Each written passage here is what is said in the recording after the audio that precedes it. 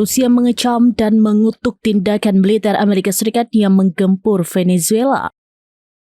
Tidak hanya itu, Rusia pun meradang seusai Amerika Serikat menangkap Presiden Venezuela Nicolas Maduro dan istrinya. Pada Sabtu 3 Januari 2026, Kementerian Luar Negeri Rusia menuntut Amerika Serikat membebaskan Maduro dan istri. Pihaknya mengatakan penangkapan itu merupakan pelanggaran yang tidak dapat diterima terhadap kedaulatan negara mereka. Sementara Menteri Luar Negeri Rusia Sergei Lavrov langsung menelpon Wakil Presiden Venezuela Delcy Rodriguez Gomez.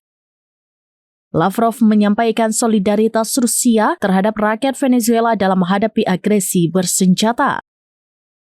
Meski begitu, Rusia menyatakan akan terus mendukung langkah yang diambil Venezuela. Moskow meminta agar semua pihak menahan diri dan memperingatkan agar tidak terjadi eskalasi lebih lanjut. Sementara Kedutaan Besar Rusia di Caracas mengatakan pihaknya beroperasi seperti biasa. Pihaknya menyebut terus menjalin komunikasi dengan pihak berwenang Venezuela dan warga negara Rusia di Amerika Serikat.